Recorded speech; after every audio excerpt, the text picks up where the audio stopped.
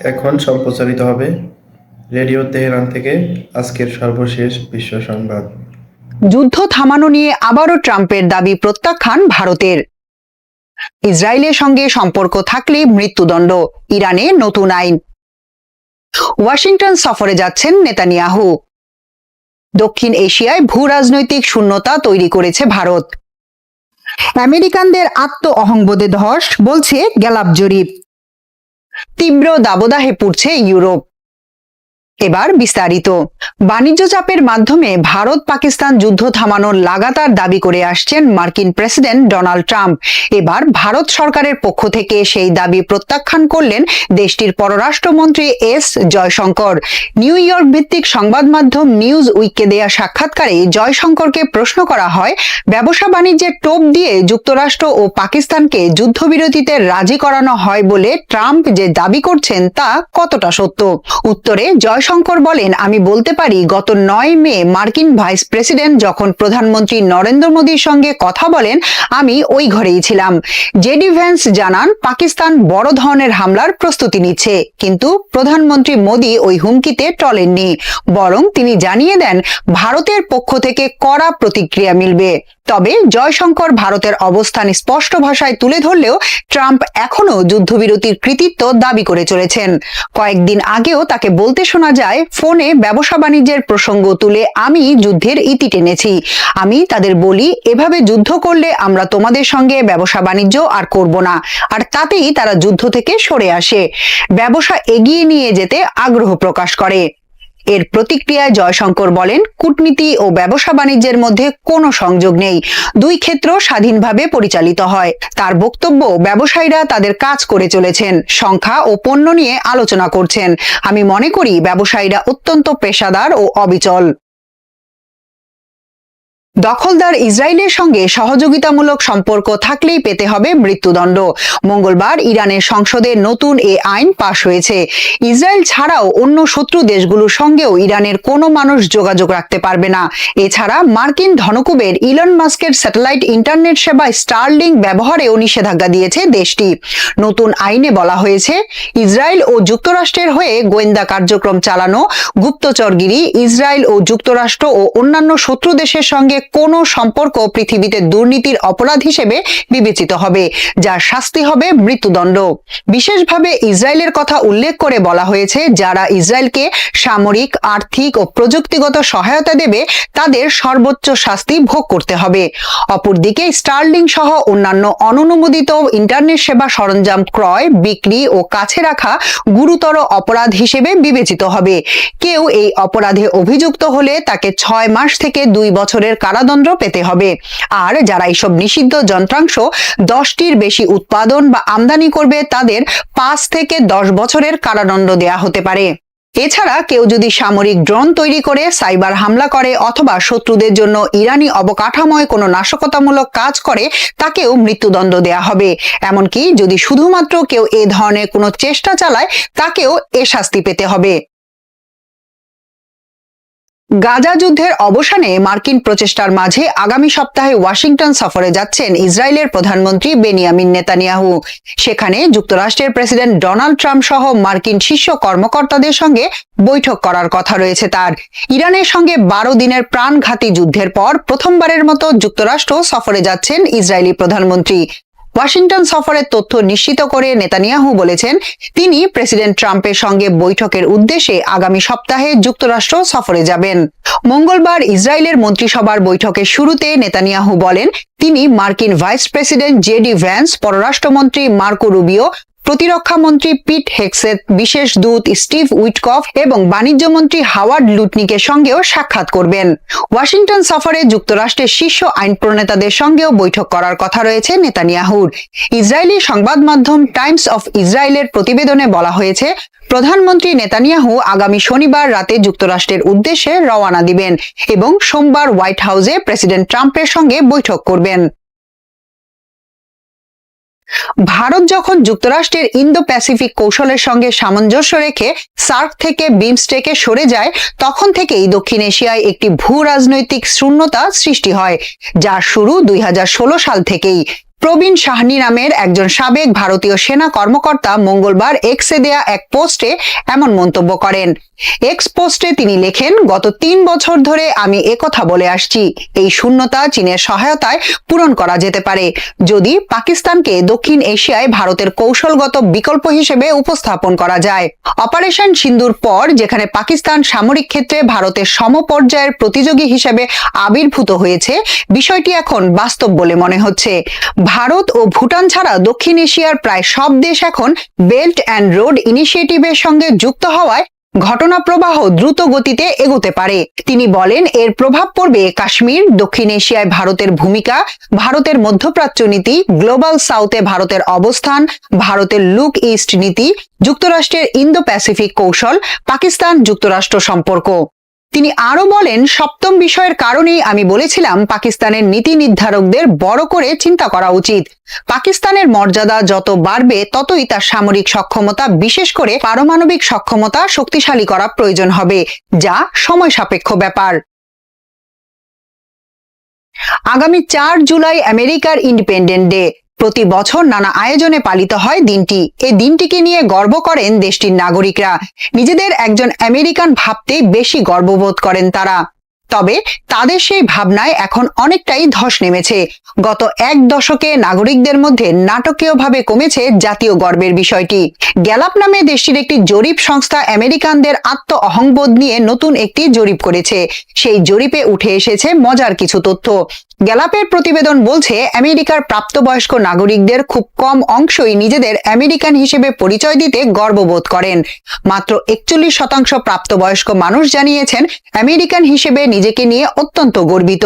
17% জানিয়েছেন তারা খুবই গর্বিত, যা গত বছরের তুলনায় 9 পয়েন্ট কম। জরিপ বলছে, গত 1 দশকে অহংকার করার এই বোধ অনেকটাই কমে গেছে। মাত্র 36% ডেমোক্রেট বলছেন তারা আমেরিকান নাগরিক, এই বিষয়টি নিয়ে অত্যন্ত গর্বিত। তবে রিপাবলিকানদের মধ্যে এই হার অনেক বেশি। 92% জানিয়েছেন তারা অত্যন্ত গর্বিত বা খুবই গর্বিত। নিজ দেশ নিয়েই 2 দলের সমর্থকদের মধ্যে ব্যবধান রয়েছে 56 পয়েন্টের।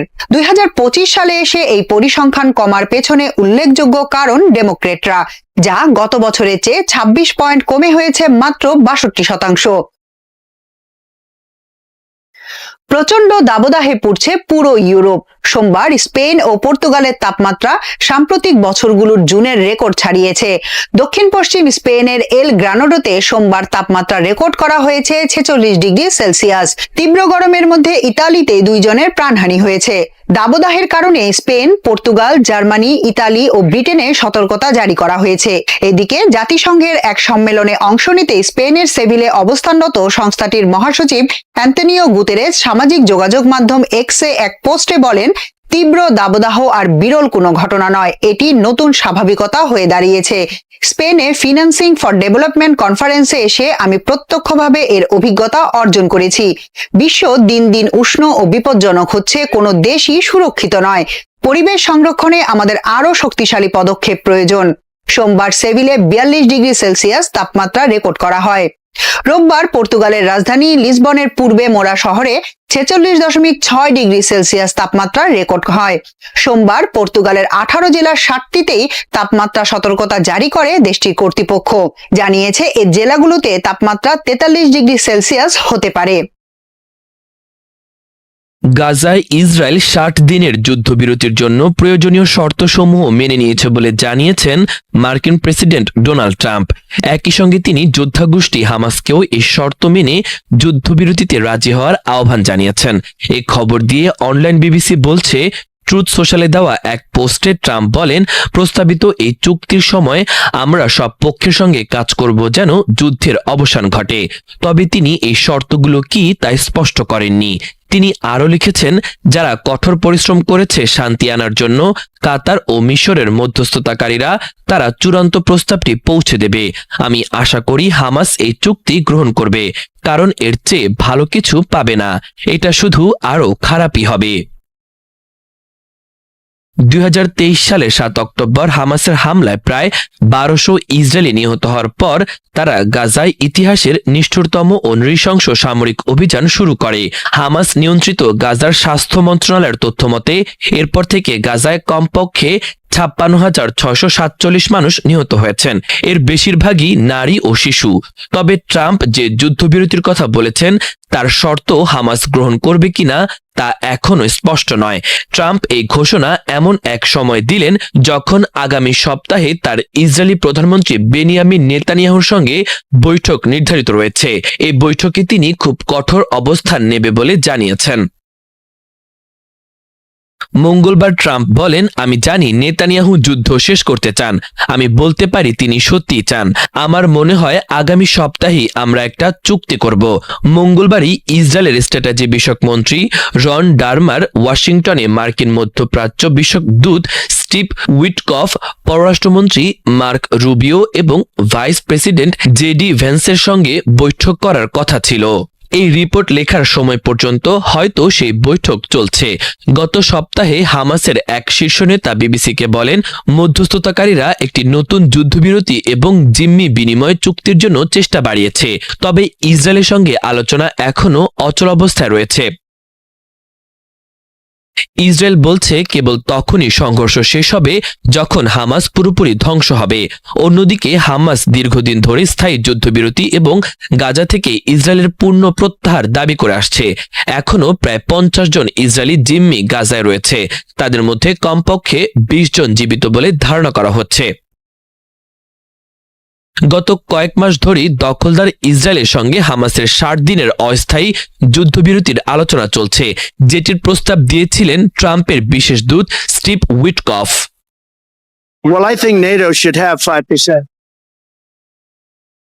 অপ্রতিরোধ্য গতিতে যখন ভ্লাদিমির পুতিনের রুশ বাহিনী একের পর এক শহরের দখল নিচ্ছে, ঠিক সেই সময়ে মার্কিন এক সিদ্ধান্ত বিস্ফোরণ হয়ে এসেছে ইউক্রেনের প্রেসিডেন্ট জেলেনস্কির জন্য। অন্য দেশকে যুদ্ধাস্ত্র দিতে গিয়ে দ্রুত ফুরিয়ে আসছে যুক্তরাষ্ট্রের নিজের অস্ত্র ভাণ্ডার, আর নিজেদের নিরাপত্তা শঙ্কায় ইউক্রেনে বেশ কিছু গুরুত্বপূর্ণ সমরাস্ত্রের সরবরাহ বন্ধের ঘোষণা দিয়েছে ডোনাল্ড ট্রাম্পের প্রশাসন।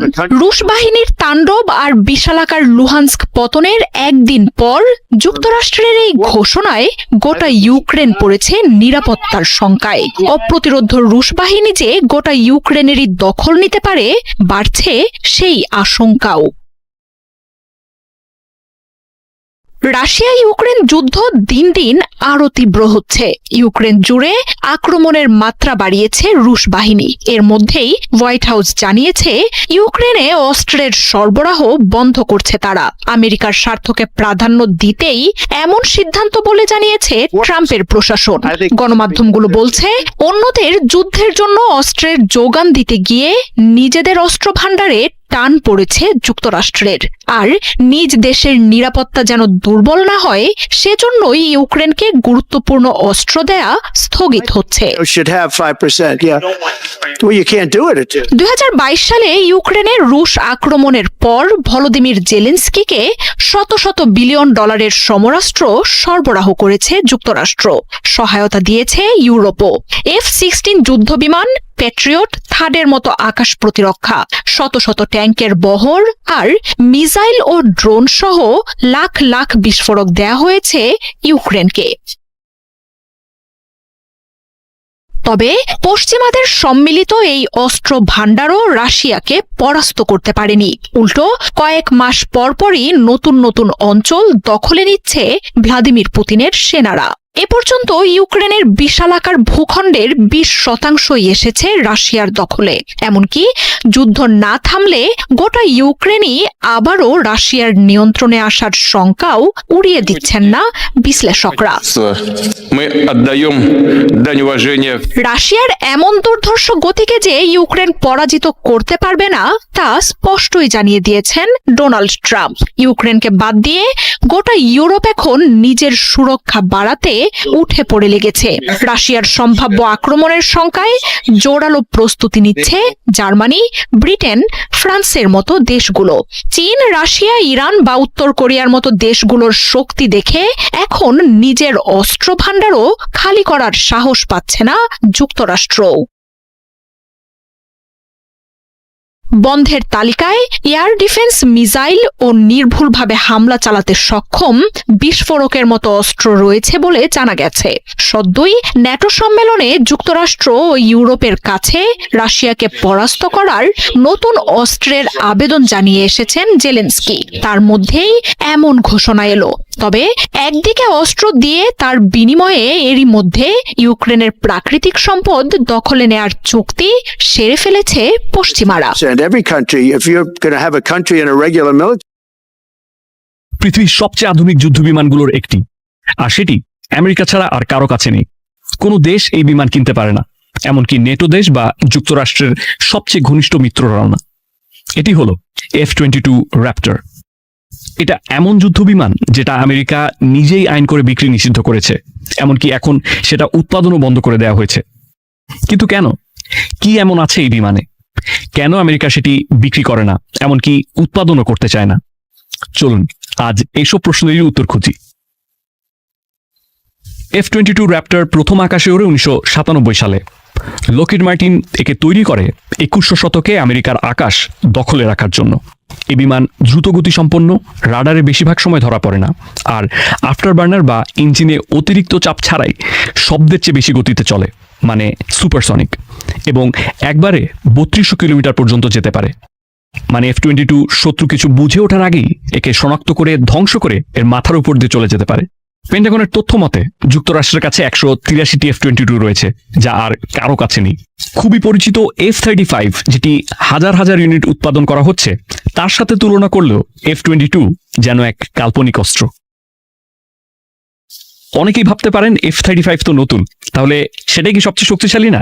উত্তর হচ্ছে না। F-22 এখনো উঁচুতে ওড়ে, দ্রুত চলে, আর যে কোনোভাবে বাঁক নিতে পারে, মানে খুবই ভালো ম্যানেভারিং। কিন্তু F-35 এর বাইরেও আরো অনেক কিছু করতে পারে, যেমন নজরদারি, বোমা বর্ষণ, অভিযানের সহায়তা। কিন্তু F-22 একটা কাজের জন্যই তৈরি করা, আকাশে শত্রুকে ধ্বংস করা। তবে মজার ব্যাপার হলো, এত আধুনিক হওয়ার পরও F-22 এখন পর্যন্ত কোনো ডগ ফাইট বা এয়ার টু এয়ার কমব্যাট, মানে সরাসরি আকাশ যুদ্ধে অংশ নেয়নি।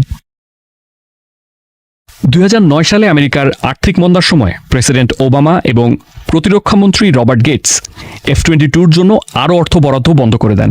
তাদের যুক্তি ছিল, এত দামি একটি যুদ্ধ বিমান যার ব্যবহার ইরাক বা আফগানিস্তানের মতো যুদ্ধে হচ্ছে না, সেখানে এর পেছনে টাকা খরচ করা যুক্তিসঙ্গত না। কারণ প্রতিটি F-22-র দাম ছিল প্রায় $143 মিলিয়ন, আর প্রতি ঘন্টা ওড়ালে সেটার পেছনে রক্ষণাবেক্ষণে 30 ঘন্টা সময় দিতে হয়। আর যেরকম শত্রু বিমানের সাথে যুদ্ধ করার জন্য এটি তৈরি করা হয়েছে, সেরকম লড়াই করার মতো শত্রুর এখনো কোনো বিমান নেই। এদিকে যুক্তরাষ্ট্র সরকার চাইছিল বাজেট কমিয়ে F-35 এর মতো সস্তা ও বহুমুখী বিমানের দিকে যেতে। তো এত শক্তিশালী একটি বিমান যুক্তরাষ্ট্র তার বন্ধুত্বপূর্ণ দেশগুলোর কাছে বিক্রি করছে না কেন? কারণ 1998 সালে মার্কিন কংগ্রেস একটি আইন পাশ করে, যেখানে পরিষ্কার বলা হয় F-22 কোনো বিদেশি দেশের কাছে বিক্রি করা যাবে না। এর কারণ এই বিমানের ভেতরের টেকনোলজি এত উন্নত আর এতটাই গোপন, যদি কখনো কোনো দেশের হাতে পড়ে আর তারা সেই প্রযুক্তি বের করে ফেলে, সব শেষ। আর বিক্রির জন্য সেই টেকনোলজি আলাদা করে সরিয়ে এক্সপোর্ট ভার্জন তৈরি করাও খরচ সাপেক্ষ এবং ঝুঁকিপূর্ণ। F-22-র পেছনে রক্ষণাবেক্ষণের অর্ধেক সময় কেবল এর স্টেলথ কোটিং ঠিক রাখতেই ব্যয় হয়, যা রাডারকে ফাঁকি দিতে সাহায্য করে। একসময় বিমানটির ভিতরে অক্সিজেন সাপ্লাই নিয়েও বেশ কিছু সমস্যা দেখা দিয়েছিল। কয়েকজন পাইলট আকাশে ওড়ার সময় ব্ল্যাকআউট বা অচেতন হয়ে পড়েন, এমনকি অনেকে বিমান ওড়াতেই অস্বীকৃতি জানান। পেন্টাগন পরবর্তীতে সেফটি রুল জারি করে এবং বিমানে বিকল্প অক্সিজেন ব্যবস্থা যোগ করে। এত কিছুর পরেও এই বিমানটি এখনো মার্কিন আকাশে সর্বোচ্চ আধিপত্যের প্রতীক হিসেবে রয়েছে। তো এই ছিল F-22 র্যাপ্টরের গল্প, একটা যুদ্ধ বিমান যেটা অত্যাধুনিক, ব্যয়বহুল, আর যা আমেরিকা ছাড়া বিশ্বে আর কারো কাছে নেই। যুক্তরাষ্ট্র বলে এখন পর্যন্ত এর সমকক্ষ পৃথিবীতে আর কিছুই নেই, আর তাই সেটা এখনো বিশ্ববাসীর জন্য নিষিদ্ধ। আপনি বা আপনার বন্ধু যদি কেউ যুদ্ধ বিমান, টেকনোলজি বা মিলিটারি নিয়ে আগ্রহী থাকেন, তাদের সাথে ভিডিওটা শেয়ার করতে পারেন এবং লাইক দিয়ে আমাদের সাথে থাকতে পারেন।